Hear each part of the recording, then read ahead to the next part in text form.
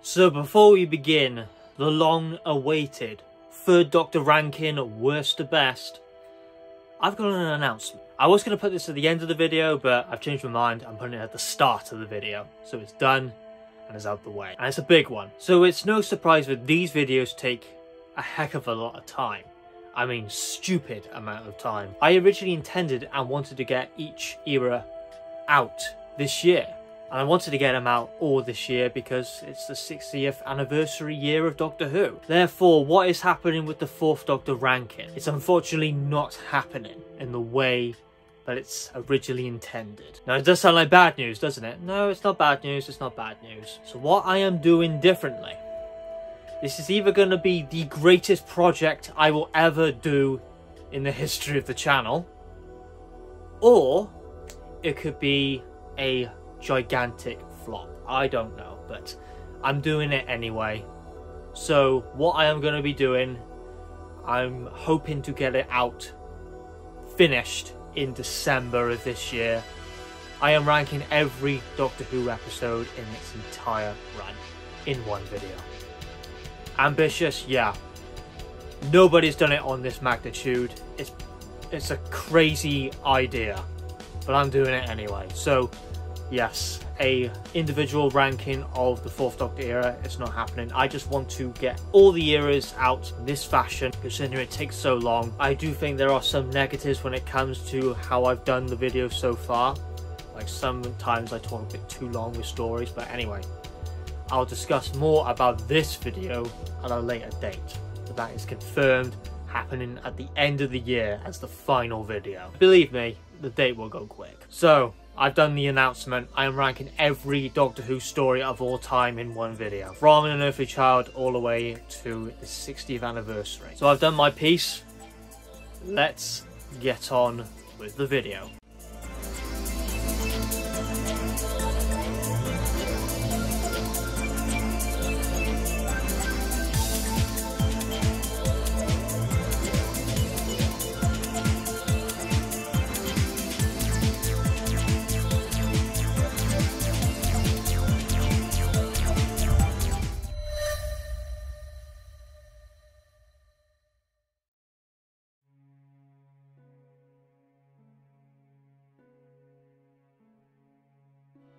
The inception of my channel actually began with a showcase video of Jon Pertwee 3rd Doctor DVDs. Before this, I faded away from Doctor Who. The first time I did, I was more obsessed with video games, if I'm honest, back then. But August 2013 marked a milestone. But my love for Doctor Who came back. And it came back through the Jon Pertwee era. It's the era I consider probably the most consistently good era of Doctor Who. I don't think there's a story I heavily dislike in the era. Is there stinkers? Yes, there are stinkers. But there are a number of stories I rate 9 out of 10 and over, and I mean a bunch of them. I think the 3rd Doctor era, the 3rd and the 4th Doctor, are the best era to get started with classic Doctor Who if you've never experienced it. 60s might be a little bit more difficult, even though it's my favourite era of the show, the 1960s. More specifically, the Patrick Troughton era. But there are so many unbelievable classics.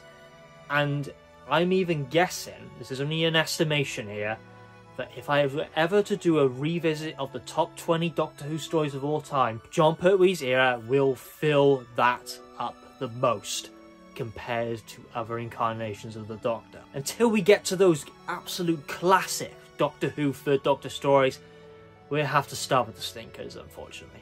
But there's not too many of them. So let's begin the ranking of the 3rd Doctor era, worst to best.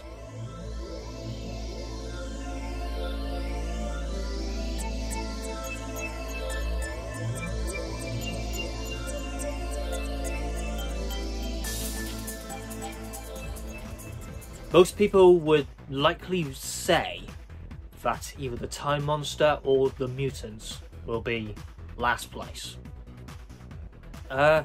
It was actually quite tricky, give it a last place in, because of course you have to to do an official ranking. But to actually rank the entire era, it was a difficult task. Very difficult. But my least favourite story is The Monster of Peladon.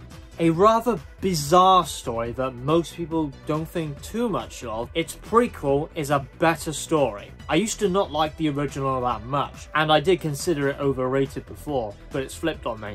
The Monster of Peladon is one of the Pertwee stories which struggles with pacing, overly padded and far too bloated. The main reason I feel it belongs in last place, because I look at all the Pertwee stories. When I look at The Monster of Peladon, I say this is the least likeliest story I will ever go back to. I will probably never go back to it. I don't know. Guess it's no surprise that the Time Monster and the mutants are rated low on the list as well. It seems the only way to actually bring any form of excitement into this story was to bring the Ice Warriors in the second half.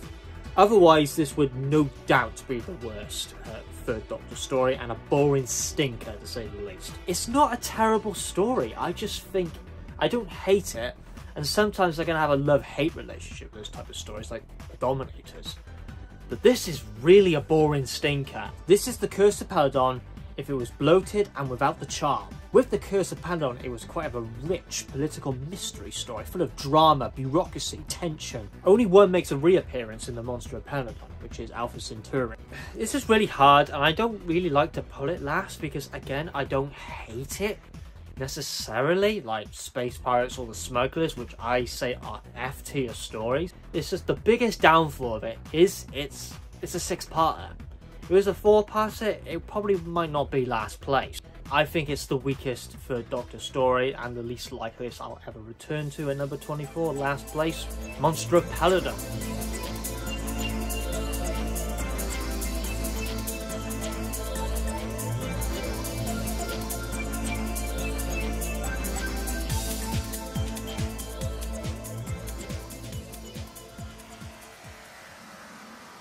This story is awful in some places.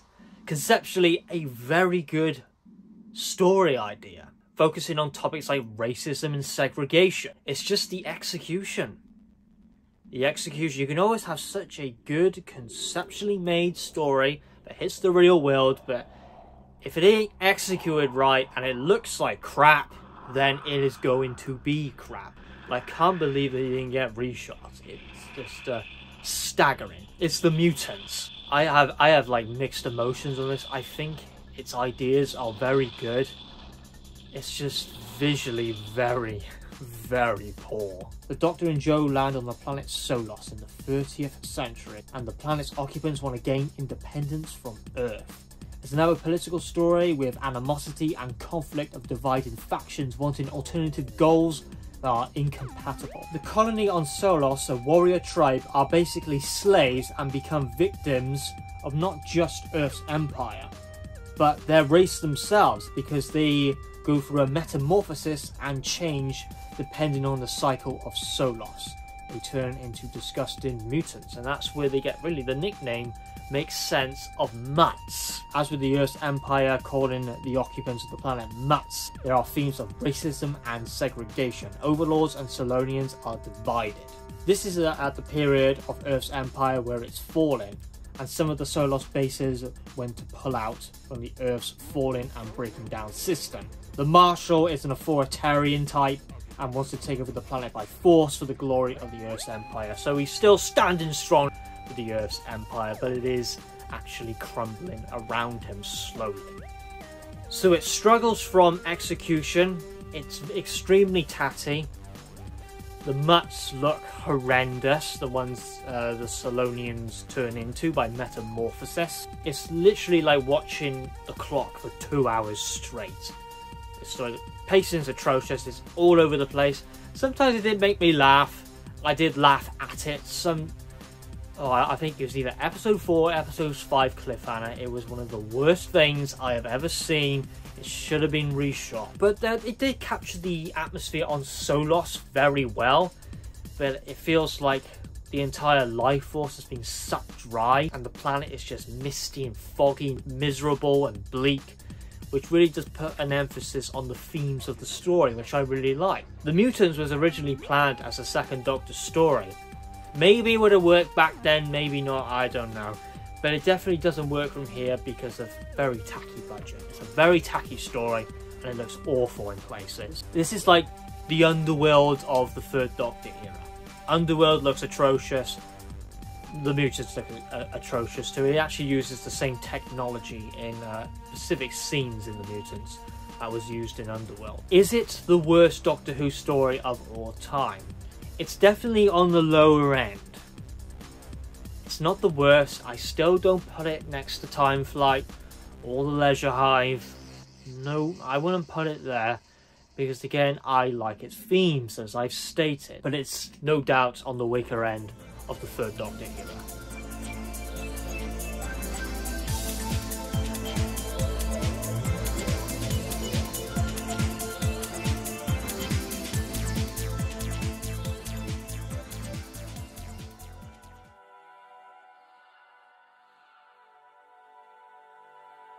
So you have a being so powerful it can eat the fabric of time itself.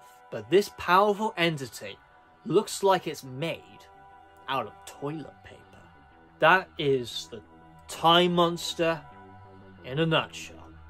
This story is literal toilet paper. You can throw it away and think nothing of it. Now I might be sounding a little bit mean here. I think there are redeeming aspects of the story. It's definitely unique and stands out in the Third Doctor era, no question, it definitely does. The Time Monster is actually very connected with the extended media of Doctor Who, like the Quantum Archangel and even the unofficial Sixth Doctor finale of Time's Champion, which is very oddly loosely linked as a sequel to the Time Monster. The Master is impersonated at Newton Research Unit Centre, Cambridge. The Master has created a plot to control the fabric of time itself with Atlantis and the trident-shaped crystal at the heart of the plan, to summon Kronos. In some respects, and especially in the later portions of the episode, it feels very like a First Doctor episode, especially when you get to Atlantis. If you've watched the story, you probably might know the feeling of what I'm trying to describe here. Just the way it's set up and the characters. But I will put my hands up and say the dialogue is fantastic. Roger Delgado looks like he really enjoyed this story. The fact that Kronos is built to be such a gigantic threat, it doesn't look like a threat. Yeah, the story does throw some very unpredictable curveballs at you, like the Master mimicking the Brigadier, the summoning of troops from different timelines. It will throw some very odd curveballs at you. It's a very hallucinogenic and very psychedelic story in some places. In the minority, I think it's slightly underrated. I only say slightly because I give it a 6 out of 10, and that is just what I consider pretty good. Not groundbreaking, not great, but good. So very slightly I consider it underrated because it's unique in the Third Doctor era. It throws some very interesting curveballs at you, which I completely forgot they even did because it's been that long I watched the story. So would I say it's worth a watch? I wouldn't rush to it, but maybe down the line when you've watched a few Jon Pertwee episodes, give it a shot. You might not praise it at all.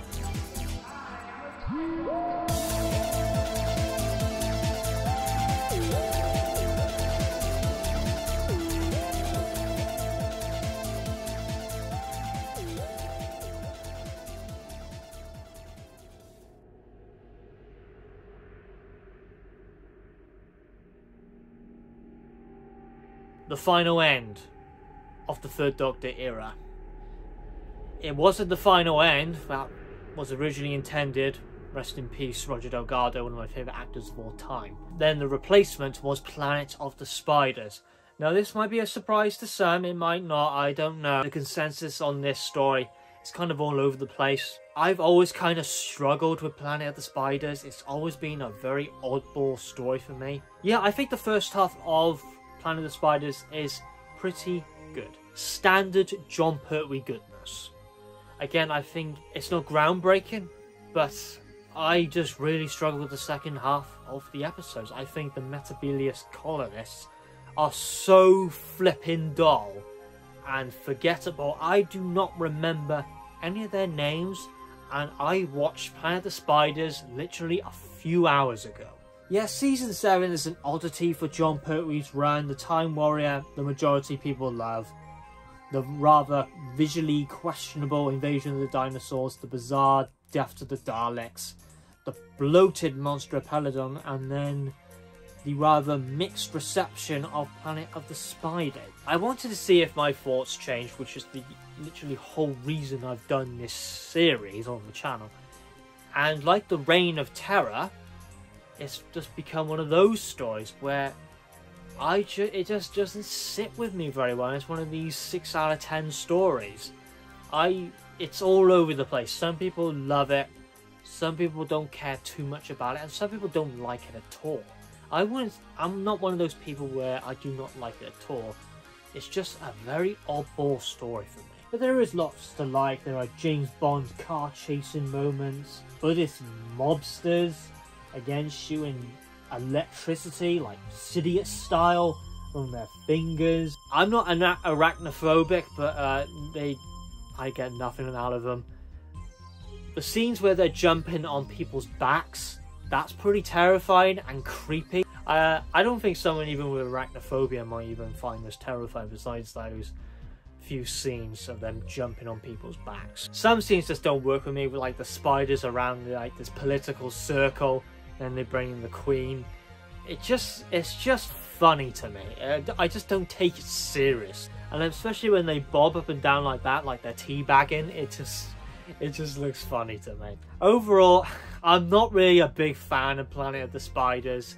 It's a good in parts story, but overall, I don't think too much of Planet of the Spiders.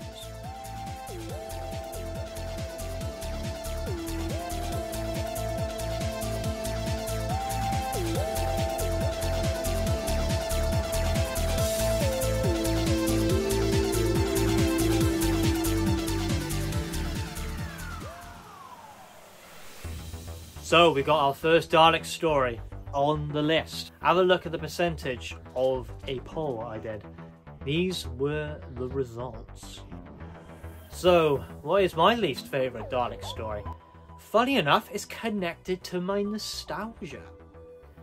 This was the earliest Jon Pertwee episode I remember watching. This was like early 2000s. But for some reason, I think it is a complete poor rehash of the original Dalek William Hartnell episode. It's Planet of the Daleks. Now, there are some redeeming qualities to Planet of the Daleks. I definitely like the parts where Jo Grant is voicing her opinions and her thoughts on a tape recorder. She is alone. Very similar connections to the original William Hartnell Dalek episode and Planet of the Daleks. And I go this, why would I ever watch this? Because I 100% prefer the original Dalek episode to Planet of the Daleks. So yeah, this is one of the episodes where I'm not really blinded by nostalgia. I remember a lot of moments from my childhood with this story. Very specific scenes, especially episode 1. That is pretty clear. I don't think I ever watched the full episode. It was so clear to me because I always remember the cliffhanger of the Dalek being revealed. But put this with the original Dalek episode, Dalek Invasion of Earth, Dalek's Master Plan, Power Evil, Genesis. And some people do struggle with the Dalek Jon Pertwee episodes. I think they do not compare whatsoever with William Hartnell or the Patrick Troughton Dalek episode. The Chase might be an exception, but as I said, there's things I like about it. It's very bittersweet how much Jo cares for the Third Doctor and how independent she is, and the growth of her character. Unbelievably clumsy and silly in Terror of the Autons. Even though she is, from start to finish, you can see her growth.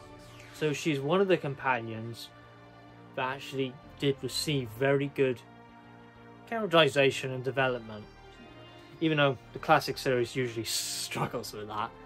So you had the very high stakes political tension of the frontier in space, and then you have the very grounded, quite straightforward planet of the Daleks. The Daleks are on Spearhead to find the ability to perform invisibility and resurrect a Dalek army frozen in the ice. So the plot is established pretty quickly, so what Planet needs to achieve is to hold the attention for the remaining episodes. But the longer the episode goes on for, the more I feel I rate each episode lower and lower. Ironically, it suffers from the curse of the Hartnells. I think episode 1 is pretty good at setting the tone. Afterwards, I think it just goes down and down and down and down, so I not care about it anymore. They introduced the Dalek Supreme, who looks pretty damn cool, extremely late. Like, halfway through episode 6. What did they do with him?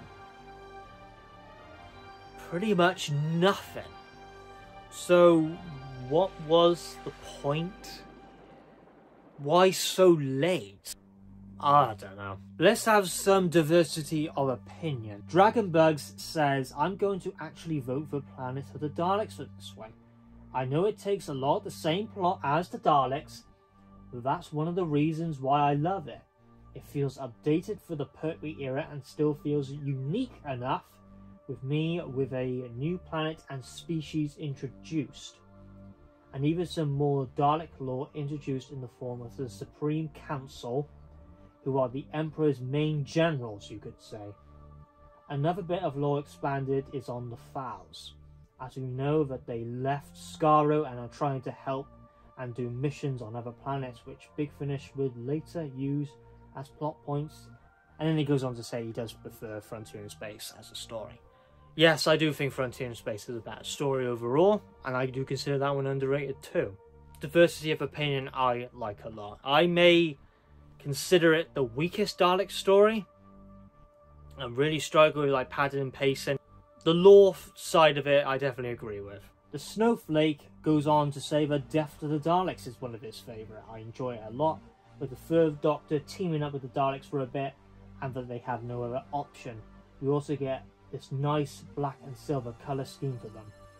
I was also surprised with the lowest ranking Third Doctor Dalek story in the Third Doctor poll in Doctor Who magazine, poll 590 last month, as I know quite a few people who enjoy it. Yeah, I'm actually one of those people who enjoys Death to the Daleks. And last comment, more in support of Day of the Daleks, it's Icy Slavcat. I absolutely adore Day of the Daleks. I love the story of the human resistance, and the plot is very Moffat-esque, with a seemingly tiny event in the present causing a massive catastrophe in the future. And I don't care what people say, I kind of prefer the cheesy, bored-sounding Daleks of the broadcast version over that of Nick Briggs's version, even if the Dalek voices are amazing. That's something I definitely agree with, that Day of the Daleks is a great story to get into if you are used to the new series. That is something I will get to when I get to the Day of the Daleks. So even though I rate Planet the lowest, my favourite thing about it is the camaraderie and the friendship between the Doctor and Jo, and how they look out for each other. It's done in this story so well. I love it. It's wholesome. And then again, I kind of have a conflict in my head because it was one of the first Doctor Who stories I ever experienced and remember. But I just don't think it delivers for me, because it's been like 6, 7 or 8 years since I last watched it. And I think Death to the Daleks is more fun, even though it's flipping silly.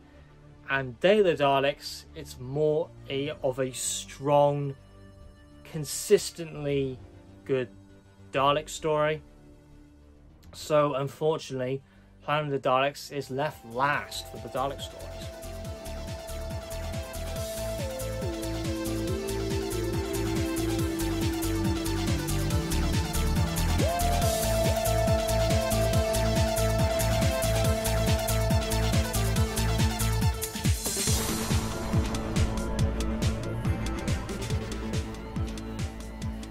got one underrated story here. We're out of the 6 out of 10 area now, so we're getting to C tier level stories.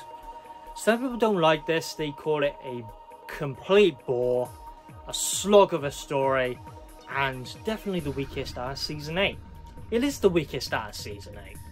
In fact, in my poll, I was ranking and rating the Season 8 stories with my fans of the channel. I had to leave Colony in Space out because I knew it would be last place. If Colony in Space is your favourite out of Season 8, please put it in the comments, because I dislike diversity of opinion. It would be very interesting to see if anyone does. It'll be a very small percentage, but there's probably someone out there. I consider Colony in Space quite underrated. I enjoy it. I think I might be in the minority of that. Yes, this is one of the few Pertwee stories that might put you in a coma, because the consensus is it's a slog of a 6-parter. There's nothing really special about this story. It's just one of those stories with no personality or depth, and just gets cast aside and swept under the rug like a piece of trash. And some of the characters remind me of the characters from the Space Pirates, like especially IMC. So it's very Space Pirates-esque a bit. So if you like the Space Pirates, I can see how you would praise the story quite a bit. So the plot is the Master has stolen secret information about a doomsday weapon from the planet Xarius. Time Lords are using the Doctor to stop his scheme of using the weapon. And on the planet we have IMC, Interplanetary Mining Corporation, are claiming property of the planet for their mining operation, and the local colonists aren't happy and want them off the planet. Otherwise, there will be war and fighting. IMC use very indirect methods to try and dispose of them. And yeah, from Spearhead, from Cause of Axos, I think all the stories are, and I really enjoy them. And this is where most people will consider the first stinker of the era. And then again, I think I prefer this story the most, so I wouldn't consider it the first stinker for me. The first stinker I would consider is the mutants. But some of the characters I really enjoy. I think Cardwell is a very good character. I do prefer IMC's characters compared to the Space Pirates and the team within the Space Pirates, who never interacted with the Doctor, which always infuriated me. But here there's more depth. Captain Dent is a sociopath who only cares about his own corporation's profits. Dent is an interesting figure. He says he follows legalities, but then again, he does some pretty unjustifiable actions and to win favour of the Adjudicator, but he's still using very sly tactics. The species on the planet are very, very forgettable. But overall, I think it's a good story. Nothing groundbreaking.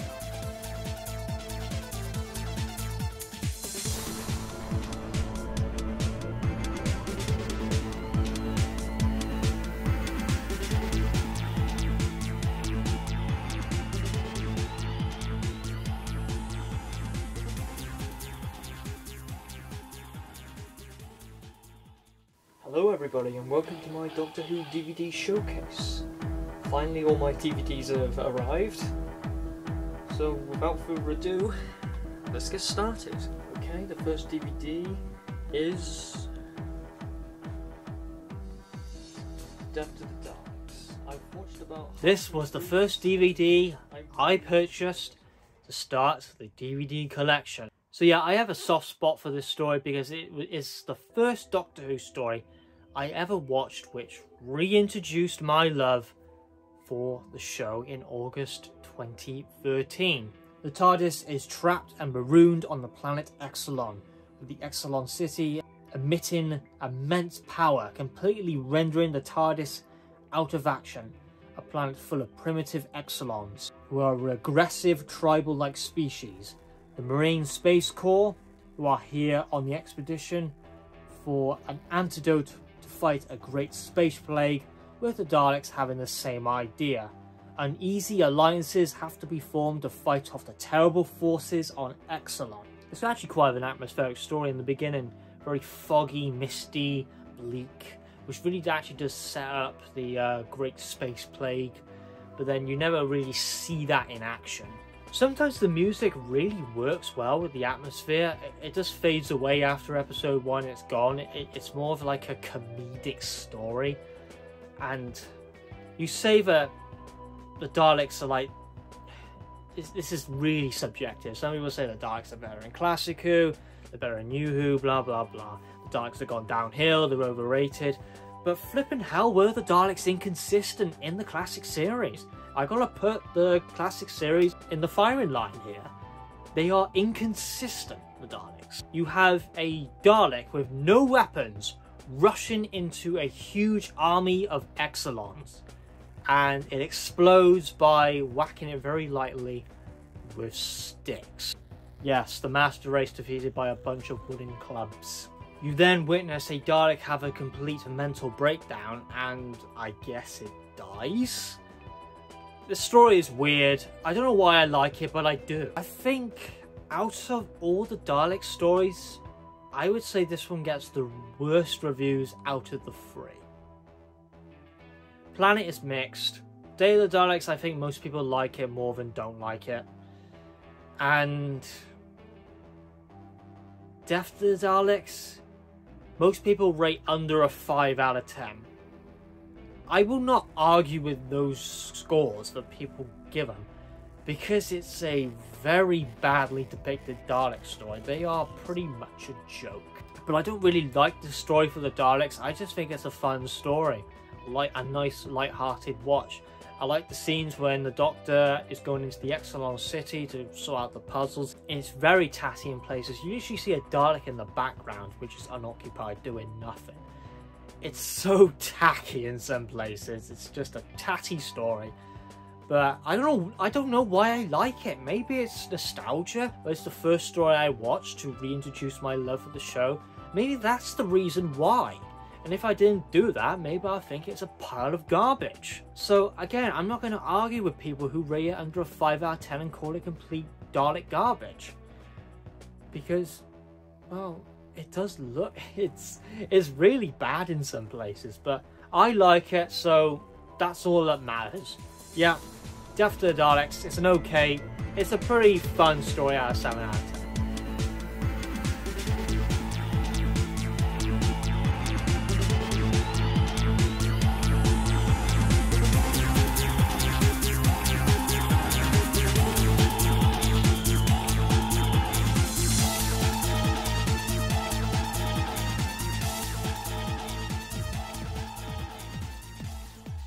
Back-to-back Dalek stories here. We have Day of the Daleks as my favourite Dalek story out of 7.5 out of 10.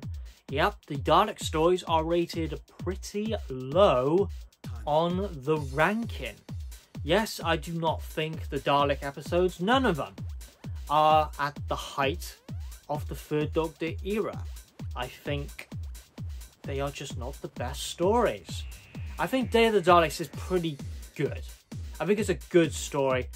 An excellent one if you're a modern series fan looking to dive into some classic Doctor Who. I would definitely recommend Day of the Daleks because it's a very new series, Moffat style story incorporated as a classic Doctor Who story. So I would definitely recommend that one over the other two. Planet of the Daleks, it might put you in a coma, that it will bore you so much. Planet of the Daleks, I think some people will struggle with the pacing. And Death to the Daleks, it is stupid beyond belief. But yeah, again, Day of the Daleks doesn't compare to the heights of the 1960s Dalek stories. It does not whatsoever, but consistently it is enjoyable throughout. So the story is set into 2 different time zones, the 20th century and the 22nd. And there are time jumps, a little bit like Inferno, to divide the story into different locations of time. Orderly House is a setup in the 20th century for a peace conference to prevent World War III. Which coincidentally actually ties into the Mind of Evil, so if that was a coincidence, I don't know. And the 22nd century, the Daleks have enslaved the population using Ogrons. The Daleks have plans for the 20th century. Reginald Styles, the head of the United Nations, to set up the peace talks. Chinese delegates refusing to take place, which makes me think they might have even played quite good attention to detail in the Mind of Evil with the World Peace Conference. maybe that's a nice show of respect there in continuity. The Ogrons are established very quickly and act as brutes, cannon fodder, and in my opinion need to come back. Muscle for hire. They are stupid, but their stupidity is one of their biggest strengths that they cannot be interrogated and get information out of because their brain is useless. But what's good about Day of the Daleks, it just doesn't muck about. It throws you into the story and you've got a good full part of it. No mucking about, no pacing issues, no padding, no stupid Dalek moments like Death of the Daleks. It's just a consistently good story.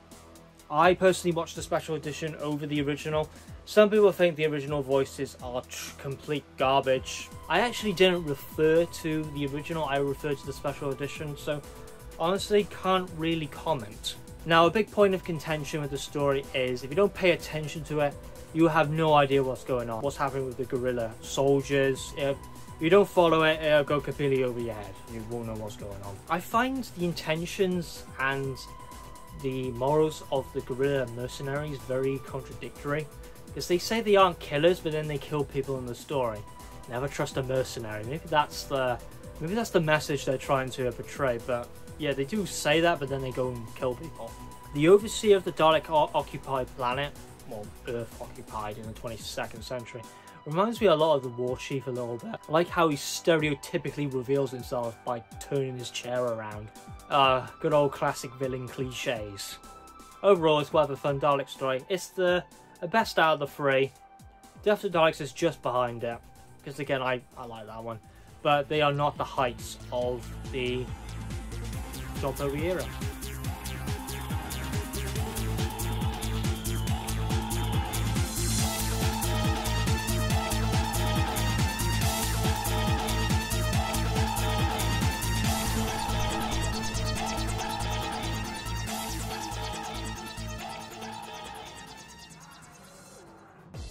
100% an underrated story. Deserves a lot more appreciation in my opinion. It's also tragic that this ended up to be Roger Delgado's final appearance in Doctor Who. It is Frontier in Space, written by Malcolm Hulke. Frontier in Space is a political space romp with drama, rich characters, suspenseful moments, themes of war and bureaucracy, and sides being played by a third faction hiding behind the shadows and are orchestrating the events of the growing tensions between Earth and Draconia, of course being the Master. Malcolm Hulke is a talent within Doctor Who. He just knows how to write political themed stories without it being contrived or jarring, because sometimes political stories can be, in Doctor Who, quite contrived and jarring, and sometimes not even well written. And yet, Draconians were one of Jon Pertwee's, if not Jon Pertwee's, favourite Doctor Who monster. I'm still quite surprised they've only featured once. They are just as rich as the Zygons, in terms of the Zygons. I think they deserve to come back, and they would be excellent to do that. Focus more on the tensions between Earth and Draconia.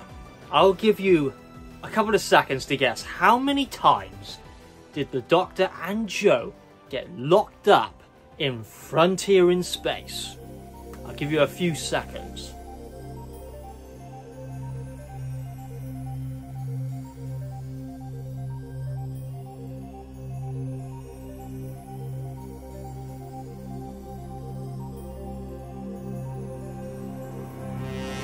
Ten times. 10 times. If that isn't padding, I do not know what is. Besides the padding, which I think is its only real big drawback, full of rich characters, love General Williams, the Draconians are very interesting monsters, the Master is devilish, and it is difficult for the Doctor and Jo to get anywhere with both humans and Draconia, because they're just too stubborn in their own pride and just blame them to be on the opposing side. And General Williams, even with facing the truth, just completely denies it. He's just so much in his own element and pride to wipe out the Draconians. So it definitely plays on a human emotion and how our emotions guide us to do wrongdoing. So overall I think it's an excellent underrated story, Frontier in Space.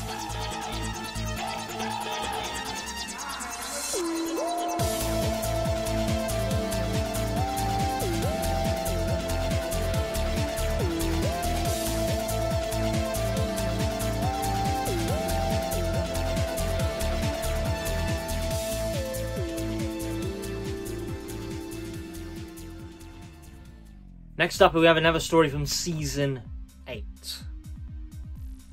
Now, this one's a mixed bag for people. I personally think it's great.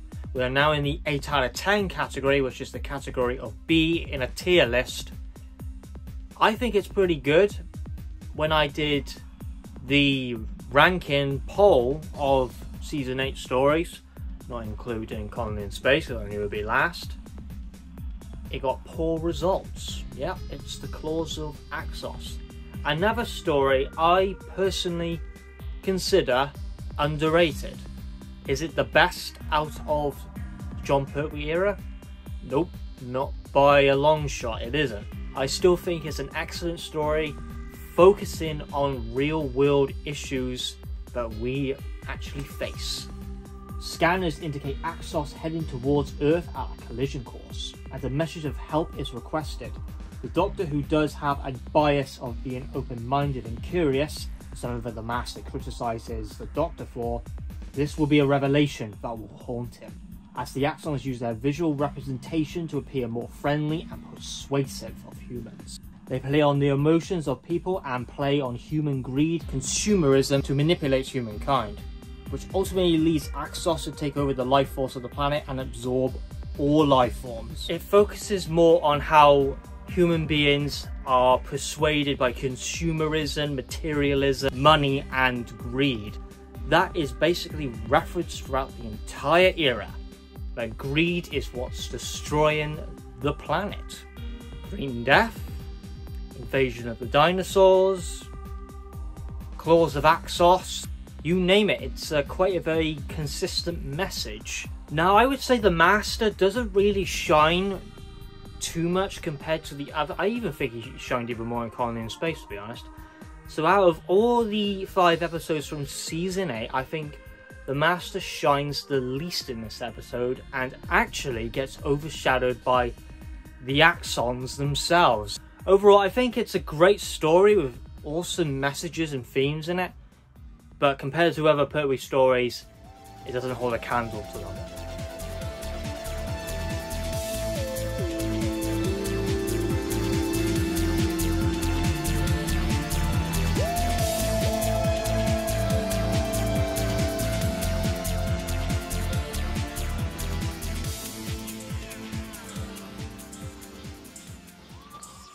The 10th anniversary of Doctor Who is no other than the 3 Doctors. Now, the 3 Doctors might be inconsistent and flawed in many ways, but the 3 Doctors is meant to be something fun and entertaining. And does it deliver in that department? Damn right it does. Bob Baker and Dave Martin aren't particularly favourite writers of mine personally, but they really knocked it out of the park, even though this was not the original 10th anniversary story idea. So the plot is the Time Lords are worried about an ever-growing influence of a Time Lord who's been regarded as a legend, Omega, who's draining the life away in the form of a black hole. And yet again, the Time Lords use the Doctor to deal with the threat. Now, Omega at the start doesn't see the Doctor as a threat or an opposition, but someone he wants to, well, use to defeat the Time Lords. And by studying and just watching Omega throughout the story, he's not really these types of villains who would just dispose of you later on like some villain cliche thing. It does feel like he would just let the Doctor go when his plan has been succeeded. Is Omega good? Is he evil? Is there a grey area? I would say that what he is doing is evil, but he feels like he was used by the Time Lords because he effectively gave the Time Lords the ability to perform time travel. And he is a slave for it. So yeah, I feel Omega isn't the type of villain who would just betray you right then and there.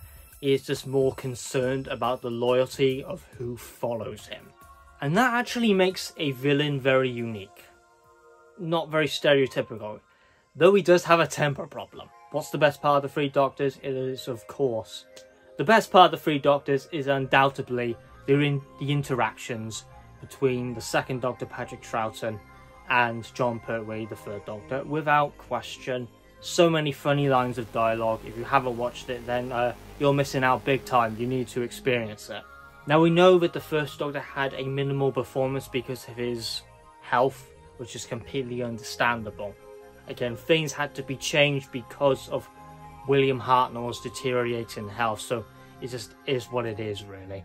Top notch with the dialogue and the characters. It's excellent in that department. It's not really the most interesting story in the world, but Omega's an interesting villain, and his personal story is very interesting. The plot, I would just say it's rather just standard, simple, easy to digest. That's fine when it comes to a 10th anniversary show. You don't want anything too dense. And great interactions. Solid in that department. And an 8 out of 10 throughout all 4 episodes.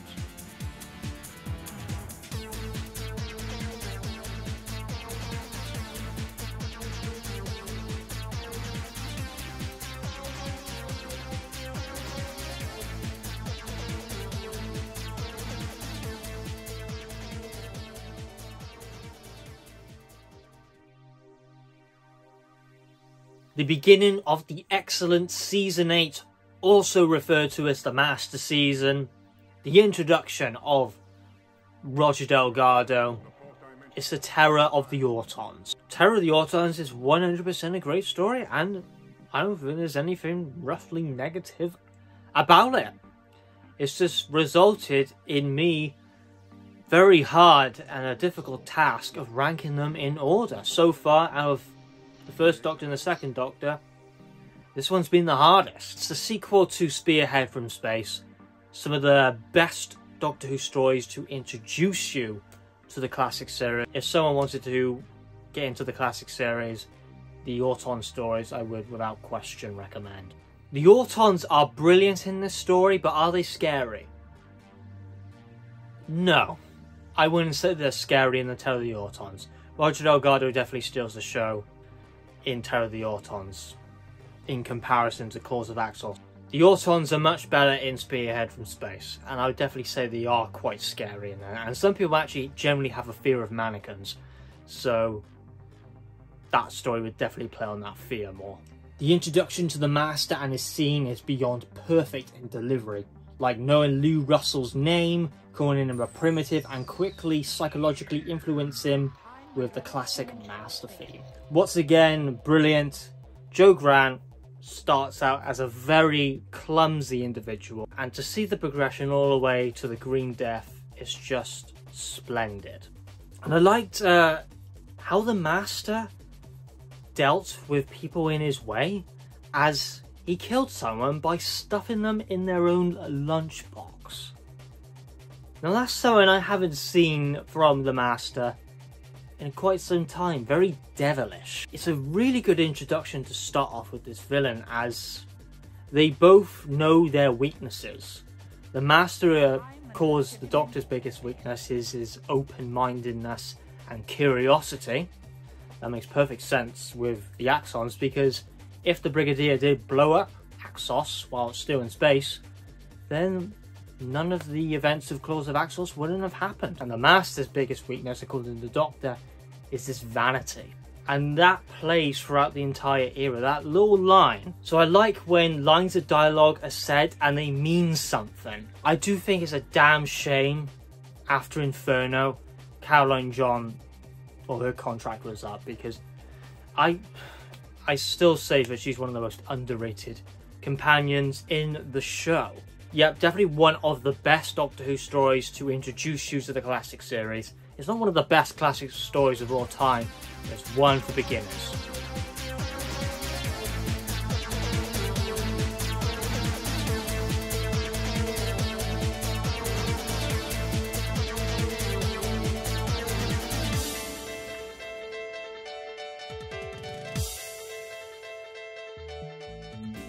Yet again, we have got another Malcolm Hulke story.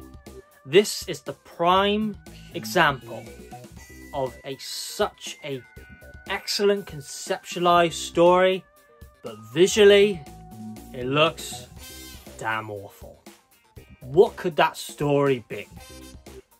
It's got dinosaurs in, it's invasion of the dinosaurs, and let's have a look at the dinosaurs. I mean, yeah. The worst one is the T-Rex himself, the big boy himself. He's the worst. The T-Rex is the worst of the bunch, and he shows the most in the story. So, even though it's called Invasion of the Dinosaurs, you need to take the dinosaurs. I know it's difficult because it's named in the title of the story.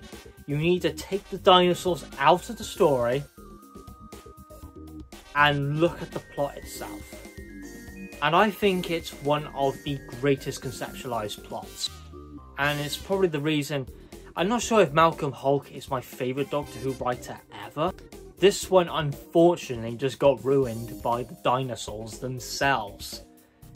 I do rate it 8 out of 10 across the board.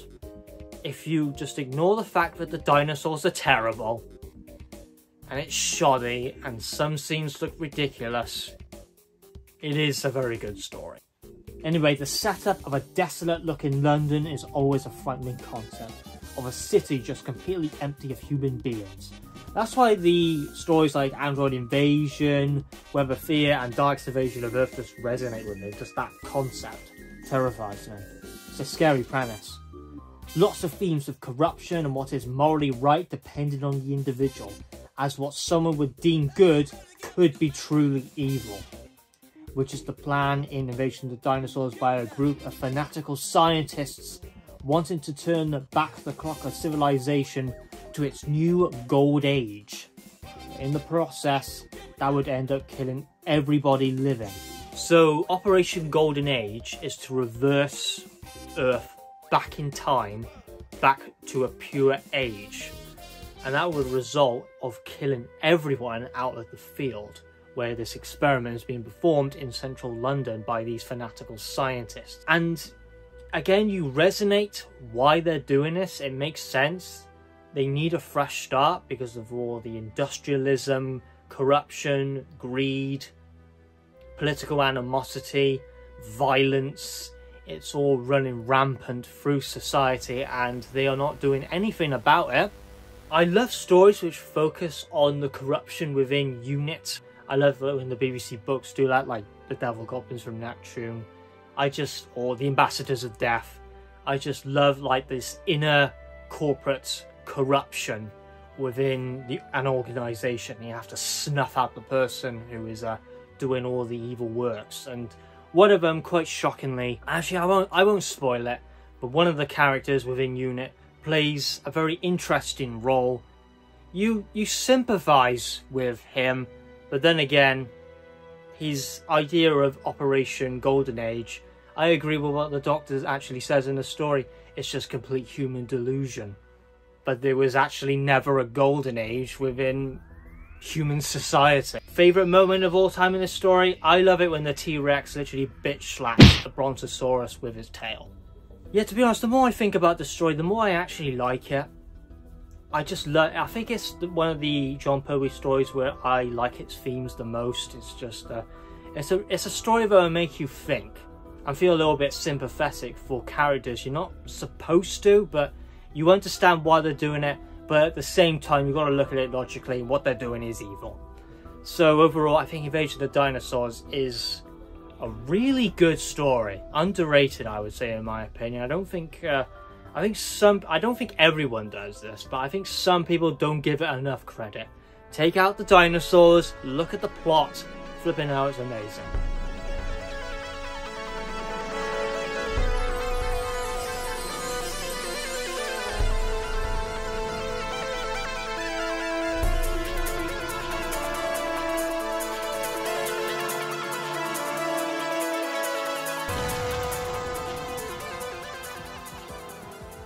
Peladon stories have always been an oddball with me.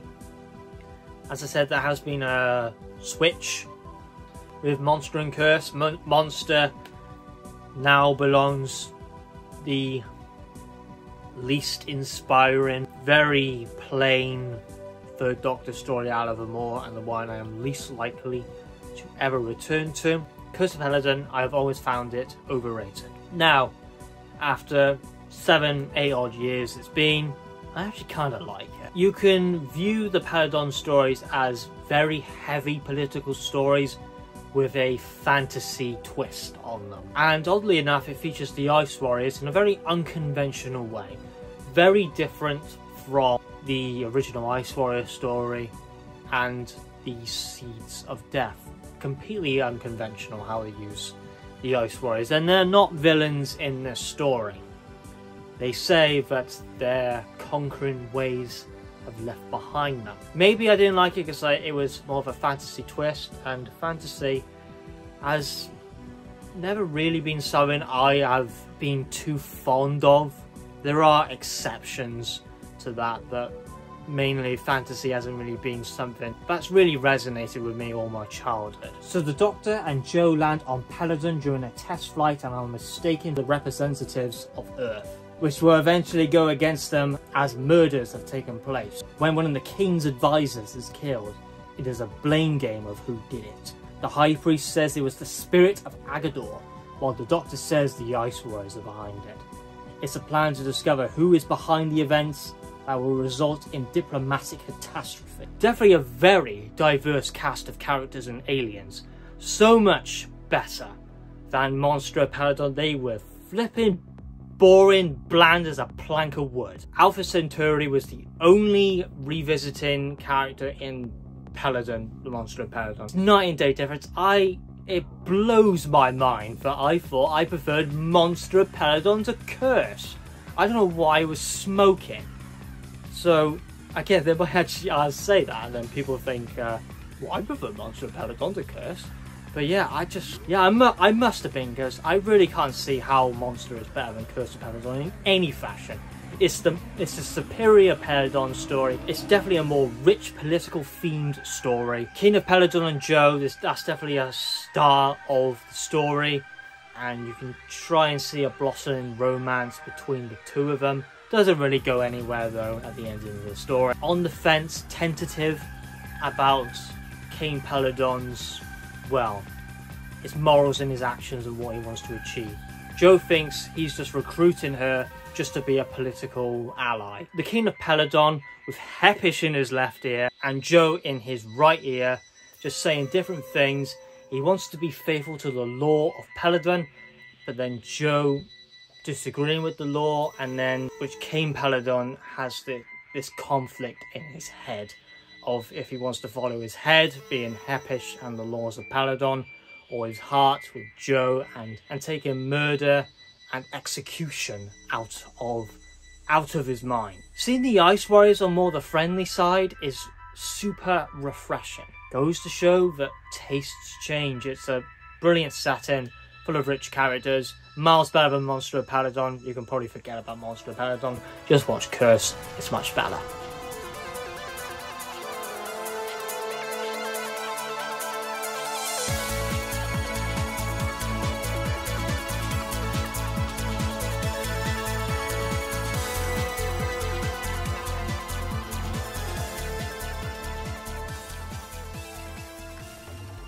We're in the top 10 now. All these stories have a 9 out of 10 or more. Well, that's pretty good. These stories are the best of the best when it comes to the Jon Pertwee era. You've been paying attention? What stories have I not mentioned yet? Anyway, number 10 belongs to a very, I wouldn't say very, but an underrated Third Doctor story. It definitely stands out in the era. It's such a fun, easy, light-hearted watch, but again with very, very good themes and messages. It's not a story by Malcolm Hulke. It's a story by another legendary writer known as Robert Holmes. It's the Carnival of Monsters. Even though I think the story is flipping brilliant, I don't think the Carnival of Monsters is utilised to its full potential. And I'm not really on about with the Jurassics posing a threat, because they certainly do, but we could have had so many other threats within the scope. Because we see the teasers of Ogrons, Cybermen, what else could be in the scope. But then again, maybe they didn't want to do that because it would overshadow the Jurassic. I feel I could do a counterpoint to that and still feature other villains, but make the Jurassics the main threat.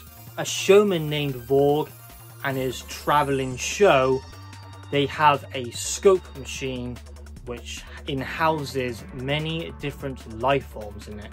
Think of it like fish in a tank. I really do appreciate this story because it goes out of the traditional Jon Pertwee Third Doctor formula. Definitely light-hearted, there's nothing gritty, even though it's got some quite serious messages in it. It's definitely not gritty like Inferno or The Mind of Evil or anything like that. It's actually fairly whimsical, and you expect it to come out of the 7th Doctor era. The incidental music, the characters, the design, it's all fairly whimsical looking, almost goofy. So no doubt, it does look like it came out of the 7th Doctor era. This is a very light watch, not something like Inferno, or anything with multiple layers.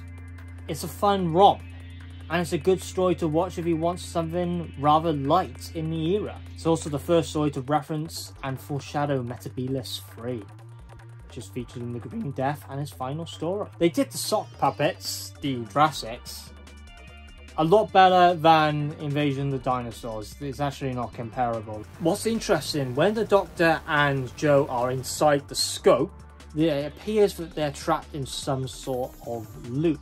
And Vorg are at the spaceport on the planet Interminor. Travelling aliens Vorg and his assistant arrive to set up their show. Although Vorg's intentions aren't particularly hostile, the ruling class on Interminor display a dislike of things that appear alien to their culture. So they are very pessimistic and disagreeable to things that are alien to their culture. Episode 1 has one of the most wackiest, unpredictable cliffhangers I think I have ever seen so far. This story is just wacky. But not only is the story inside the scope machine interesting, but also what's happening on Interminor. About the leaders on Interminor who reject alien concepts and cultural ideas like entertainment as a threat to their superiority. So I'd say this story wins in both aspects, on Interminor and inside the scope machine. Carnivore Monsters exposes the flaws in human beings, how we as people are threatened by other people's way of life, but doesn't conform to our own. The Jurassics themselves are pretty good monsters, but in episode 4 they just don't last that long. I wanted to see some destruction from them, and to see these pessimistic aliens on Interminor, I just wanted to see some carnage. But unfortunately we don't really get that. I sound like a sadist saying that. I want to see some carnage. But yeah, it's a fun story. Definitely one of the most light-hearted stories with some really good underlying themes.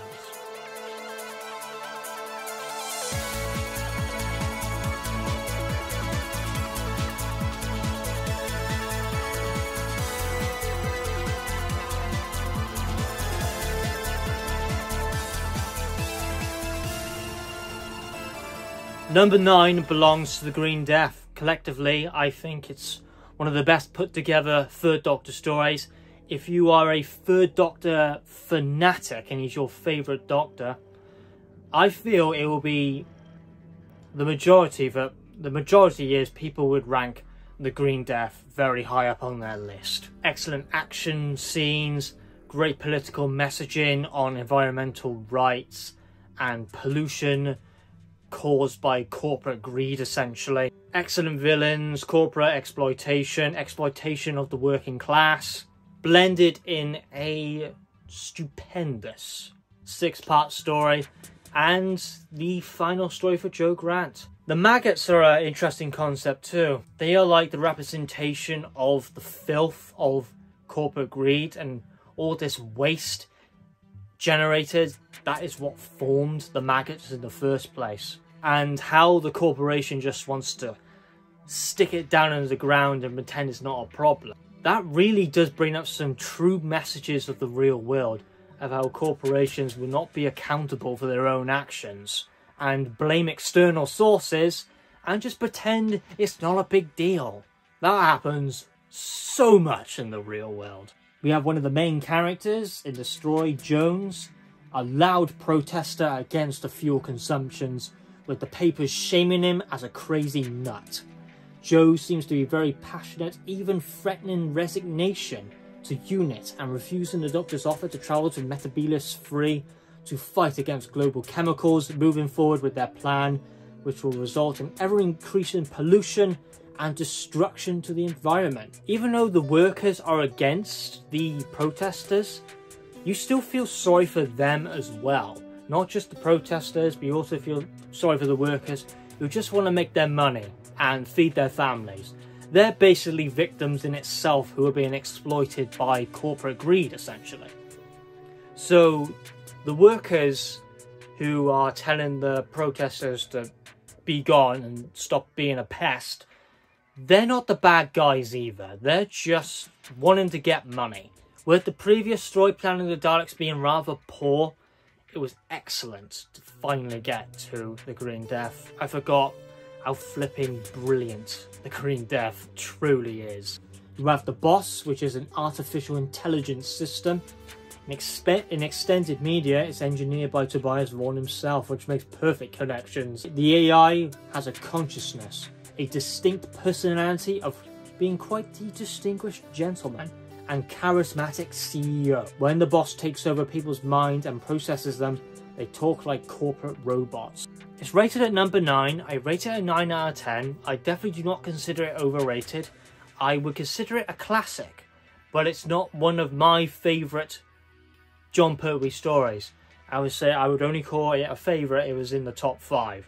It's still flipping brilliant though. Like struggles with the brigade, like seeing the struggle with the brigadier trying to get out of global chemicals, but Stevens, the director of the company, mainly just a victim by the Boss, is got too many powerful allies, too many political lobbyists and people who have financial ties to global chemicals who will not lift their finger to stop what they're doing because there's financial involvement in it. And of course it has one of the best endings in the show with Joe Grant's departure.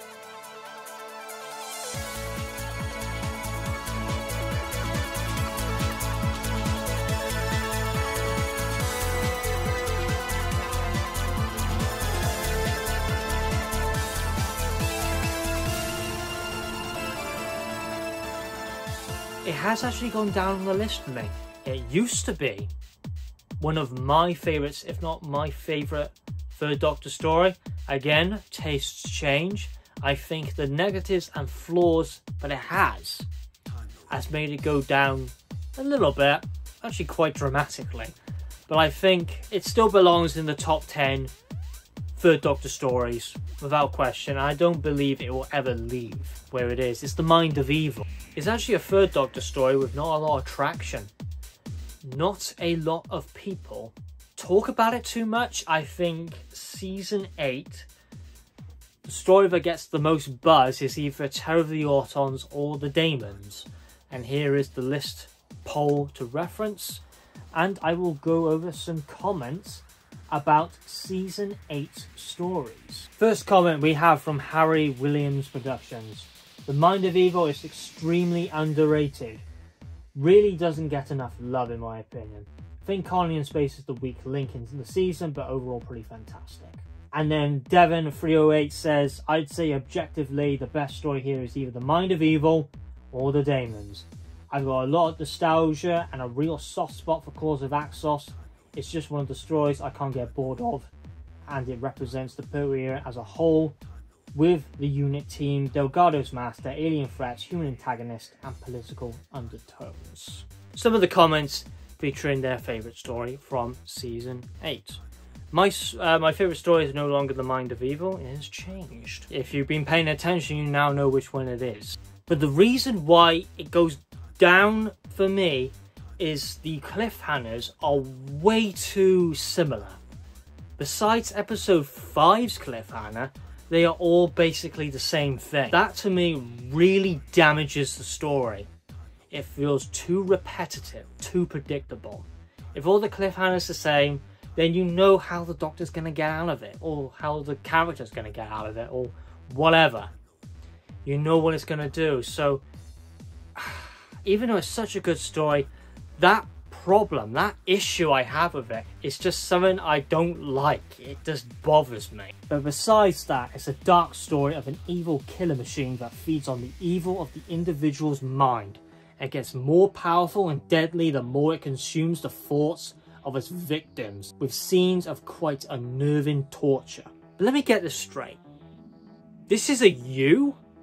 The BBC class this as a U.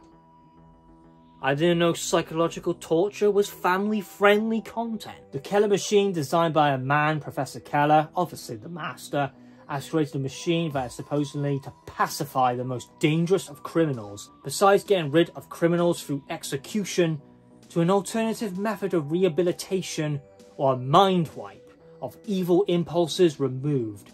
Stanmore Prison are using this as a demonstration. The master is responsible for the machine, but also wants to do something with the criminals.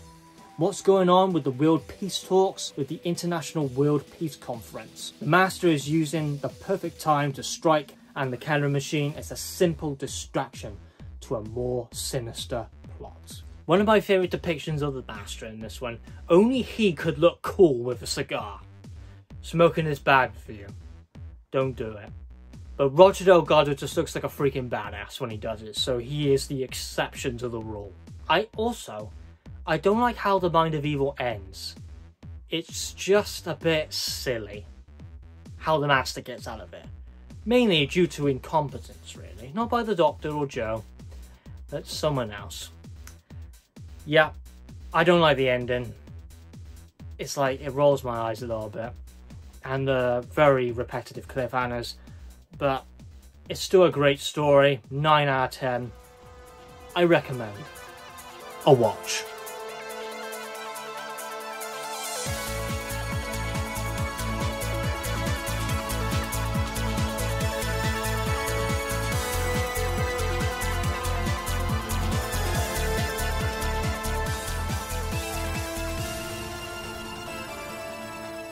This might be the most important Doctor Who story in its entire run, by the man Robert Holmes, of course. Doctor Who was nearly, and it was pretty close, Doctor Who was in a world of problems with the War Games. My favourite Doctor Who story, it was struggling Doctor Who. Episode 8 of the War Games, from that point, one of the least viewed Doctor Who episodes of all time. Episode 8 of the War Games was the lowest of its entire history before. So things were bad. And that is why, as I've stated multiple times, change and innovation is the most important thing when it comes to Doctor Who. It needs to do it, otherwise it's not gonna survive. That story is Spearhead from Space, probably one of the most important Doctor Who stories of all time. Like Terror of the Autons, this is a easy watch. This is a no-brainer. You probably have experienced Rose. Why not another Auton story with Spearhead from Space? I think it is better than Terror of the Autons. I also think it's better than Rose, even though I have a lot of nostalgia for Rose. There's just a lot of magic with Spearhead from Space. The Autons are at their best, they're at their scariest. Channing is a great villain to introduce to the Jon Pertwee era. Meteorites or nesting pods come crashing down in a pattern formation, which units are on high alert. Liz Shaw is introduced, more of a pro-science and not of a political security motivated person. The media are on Lethbridge Stewart's case, but gives the hilarious excuse of a training exercise to keep the media out of the loop. I love his performance, Channing.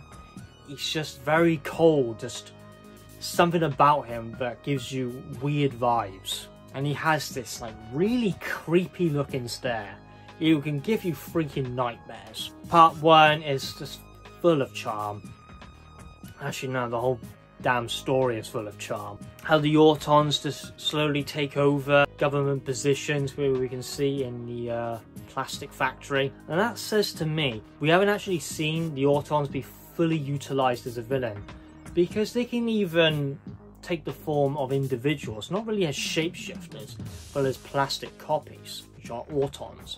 So that means they can take over government types, political figures, which was referenced in Spearhead from Space, but we never really saw it flashed out besides one person being the general. Seeing a facsimile of the general in episode 3, seeing yourself walk into your house and attack you, that is just wow.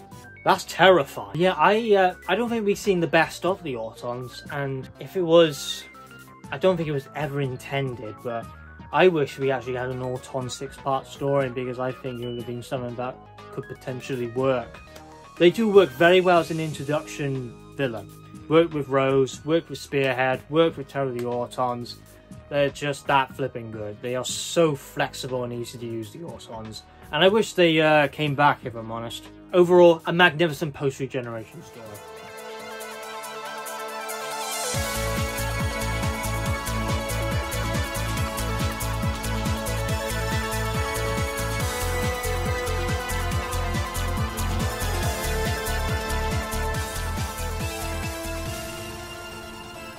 Number 6, another season 7 story. So yeah, that means technically Spearhead from Space is the lowest. Didn't think I would say that, but it's still flipping brilliant. But number 6 belongs to the Ambassadors of Death. It might be on the low end for season 7 for the majority. Some people say it's a slog, but it's padded out. Those things are true. The story is 100% padded. It's 100% padded as the 7-parter. Astronauts Frank Michaels and Joe LaFee are on a mission to Mars. Has caused apprehension in the whereabouts and situation regarding these astronauts, and the corrupted cells and outside movements that are going to use the situation to gain control and power over the ambassadors. That's nothing more than tools for their own personal goals. A story full of awesome gunfighting sequences, government corruption, self-absorbed characters using dangerous weapons for their own gain, excellent cliffhangers, well, some of them actually. What happens to Charlie in Mars Pro 7? Really scary. Imagine seeing that on TV, in real life. Powerful, impactful. Episode 1 has iconic moments like the fight sequences between the mobs, or the ones interfering with Unit, against Unit within the warehouse. Cool scene. And interestingly, one of them puts the gun down, even when he had the opportunity to kill Lithbridge Stewart. I am obsessed with the direction of this story. It's so well directed with the camera shots and everything. It's beyond perfect. First 2 episodes are a 10 out of 10, yeah. Afterwards, it then sort of struggles a bit, and that's where the padding comes into place. You see this one room so many times, it makes you go insane. The ambassadors are destructive. I would say kind of creepy, yes, but then again, they're not the villains. The resolution is a little abrupt for my liking, but let's compare the season 7 stories to the others. Ishan W prefers Ambassadors of Death because it would be the least popular but deserves as much as the rest of the stories. That's a fair point. And then Martin Donovan says so close between Spearhead, Silurians and Inferno, leaving Ambassadors out but picks Spearhead. The dynamic between the Doctor and the Brigadier is clear from when they first appear. Autons are a fantastic villain, and the scene of that one Auton going through the house searching for the nesting energy unit and killing the woman is terrifying to me. It was a hard pick, but I think Spearhead just beats the 2. I personally don't think Ambassadors should be in the conversation. Although decent, it drags a lot where the others don't. Yep, 100%. Spearhead definitely doesn't drag as a 4-parter. Silurians is debatable, but personally for me, not so much. It's more like a slow increase. But Ambassadors, yeah, it's in the later portions, or after episode 3 and 4, where there is padding.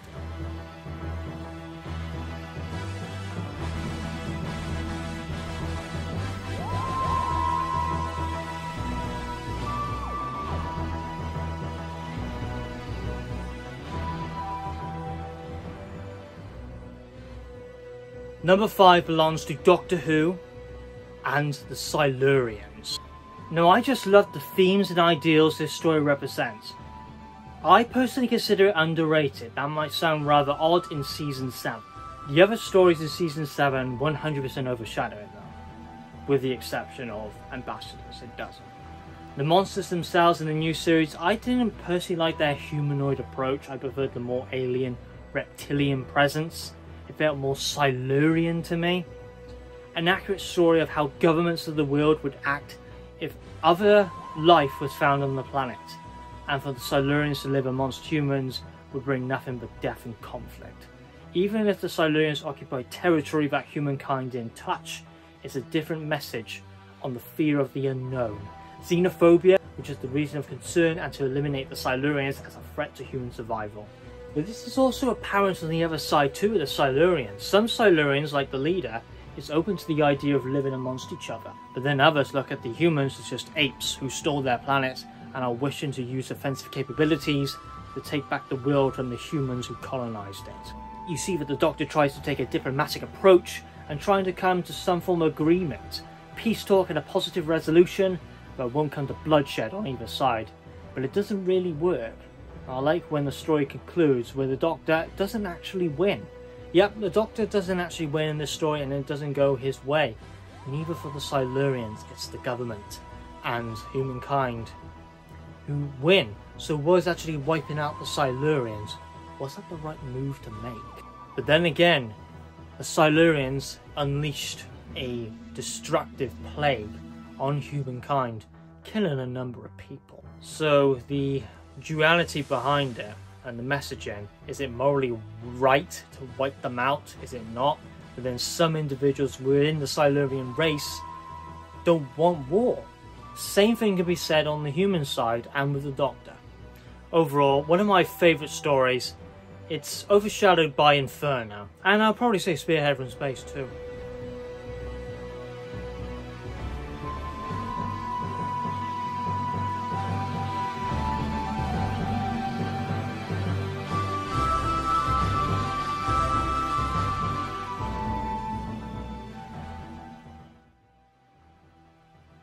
This is an excellent introduction to Season 11. Sarah Jane Smith, the Sontarans, it's the Time Warrior. God, this has just got everything. Not only is it a light-hearted story, which is easy to watch and enjoy, great characters, great writing, Irongron and Lynx going at each other's throats is beyond hilarious. As I said, the plot is easy to get into with the scientists being kidnapped and being sent to the Middle Ages, whereas Sontaran by the name of Lynx is stealing scientists from the 20th century. Lynx and Irongron at each other's throats, which is definitely the magic of the story. Irongron blinded by his pride, and Lynx on his destiny to go back into the fight and join the Sontaran troops to attack the Rutans. Sarah Jane Smith, the most famous classic companion, and without question the best depiction of a Sontaran in any story, can't be bargained with. Its mind only occupied on its Sontaran goal and completely fearless. Squaring up to Irongron on multiple occasions, which does get under Irongron's skin because he's likely being used to being feared. It bothers him that this Sontaran stands its ground. Both are conquerors with pride, and you might see some parts of the story where you see a slight bit of respect between them, but ultimately they hate each other due to their own ego and superiority. Irongron is like that, and Sontaran is like that due to its militaristic programming. One of the best light-hearted stories of all time, and it's such a fun, easy to watch story. By every watch, it just gets better and better and better. I don't like how the Sontarans were incorporated with too much humour. It got a little bit too jarring for me. I don't mind a little bit, but it just got a little too much. Number 4, The Time Warrior.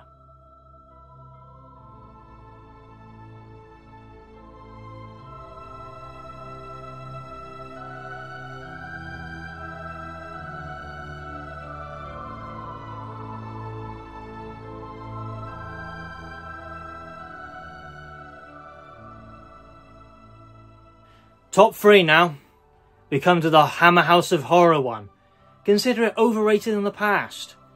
Tastes change, and that's quite of an oddity to say because Hammer House of Horror is my bread and butter. I don't know why I found it overrated.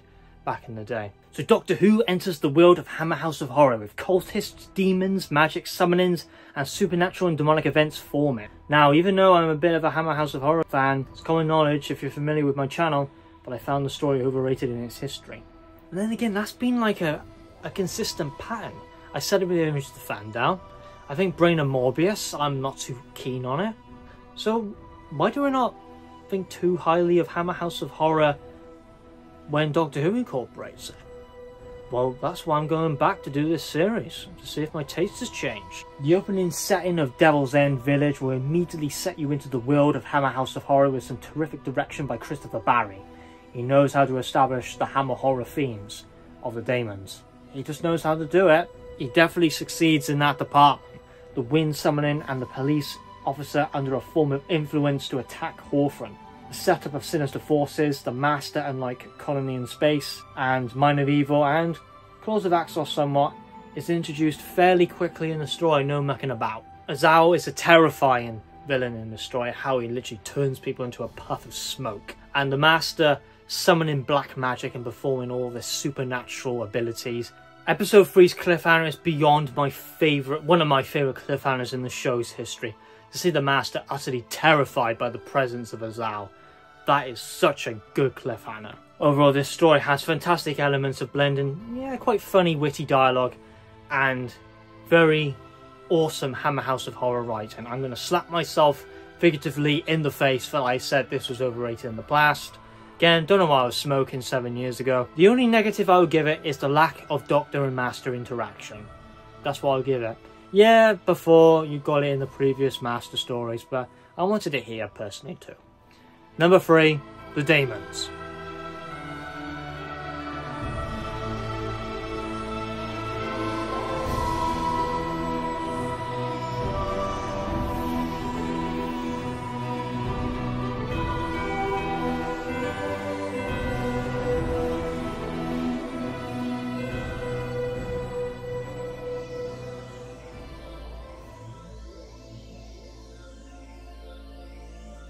So we have number 2 and number 1.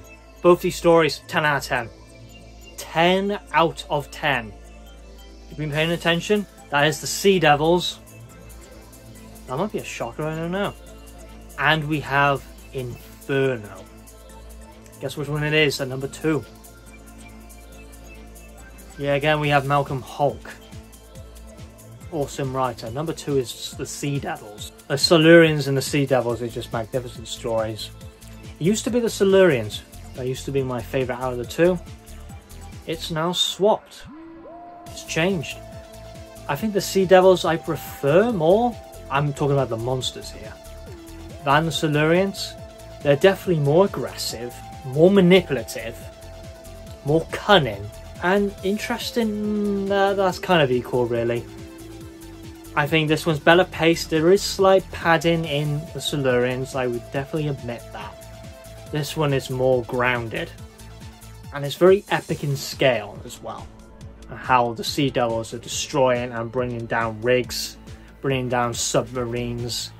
They really do live up to the name Sea Devil. Sea Devils has many iconic moments, the Doctor and the Master fencing in a duel, the sequences in the final episode, and the Sea Devils attacking sea vessels, and quite an iconic music score. Probably one of my favourites too. The setup of the story with ship disappearances and the story villains named the Sea Devils, awesome premise. And the Sea Devils aren't overshadowed by the Master or vice versa because of the things I've already stated. The Sea Devils are not easy to negotiate peace with compared to the Silurians. They're more deceptive, more cunning compared to the Silurians. The Silurians were direct in their views. Some wanted peace, some completely rejected it. The Sea Devils are schemers, therefore the Doctor's plan, living with the humans peacefully, is something more out of the question. Part 1 is tremendous, and the build-up of the Sea Devils is pretty much sensational. Such awesome build-up and music score, as I said. Pacing far better than the Silurians. And this is only just one part cut off, really. It's a 6-part story, and I just think it's so better paced. And the unit characters take a back seat in this one, which I think is a good thing. It doesn't overuse the characters, which you can see did change later on within the seasons. Joe shines in episode 3. I must say, following Curse of Peladon, Sea Devils, that's where it's starting to incorporate her, like, her independence, more individual thinking, and being less clumsy. True, she's clumsy in The Green Death. She's clumsy in The Green Death, but you can just see the improvements. And even though my favourite Master story depicted is the Daemons, my favourite story to feature the Master is, in fact, the Sea Devils. Malcolm Hulke has done it yet again with a classic 10 out of 10 story. I absolutely love it and adore it. Is it close to number 1? I would probably like call number 1 11 out of 10, really. But that's no discrediting Sea Devils out of 10. Brilliant story, highly recommend. You give it a watch. And it has switched from the Sea Devils, and it has switched from the Silurians to the Sea Devils for my favourite. Forget about Warriors of the Deep.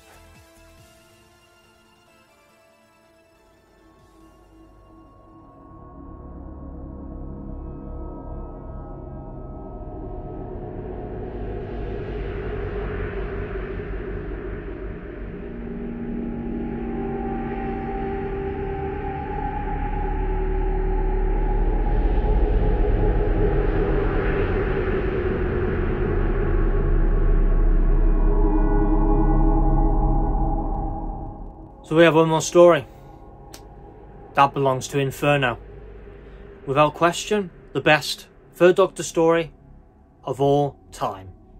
It is up there with the War Games, Power of the Daleks, the Aztecs, the stories that so far have been a 10 out of 10 in this series. Inferno is beyond a masterpiece of television. Set in a parallel universe where the Doctor lands due to power disruptions, and the Doctor's closest friends and acquaintances who he's worked with, the only people he knows on a human level in exile, who are part of an authoritarian military organisation with the brigade leader, Liz Shaw, who doesn't go down the scientist route but the military route, which the Doctor isn't a fan of. Brutish, insensitive, and like the brigade leader, downright evil too. And it seriously plays with the emotion of the viewer. By far, some of my favourite performances of the show come from Inferno. In my opinion, Inferno from start to finish, with the actual plot itself, the setting and the incorporation of a parallel universe with the Doctor's closest people to interact with are basically fascists aiding the Inferno project, characters driven by their own conquest of glory and political corruption, I think it's truly one of the best episodes ever. 1,000,000% in the top stories, breaks the 10 out of 10 rating system like Power of the Daleks in the War Games.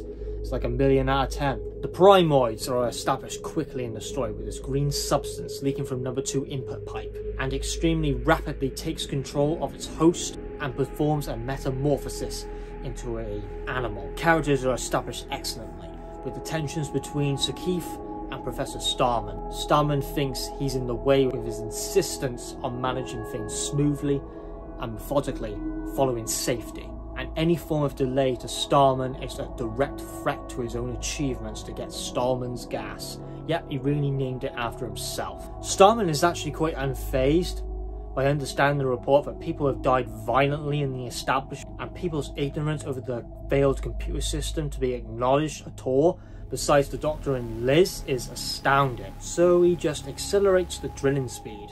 Starman does get infected by the green substance, which affects his judgment, more to the point of being downright dangerous in delivering the project. This story deserves its own review, truly.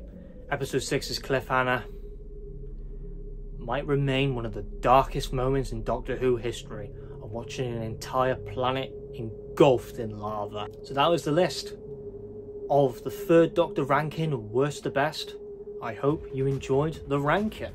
So, as I said, the Fourth Doctor is not happening. It's rather happening as one big, gigantic video to celebrate 60 years of Doctor Who. It's just I will condense it a little bit, how long I talk about each story. I think that has been a negative. No one's even discussed it, but this is just my personal view. A negative of this series so far. So that video will come out hopefully around December time.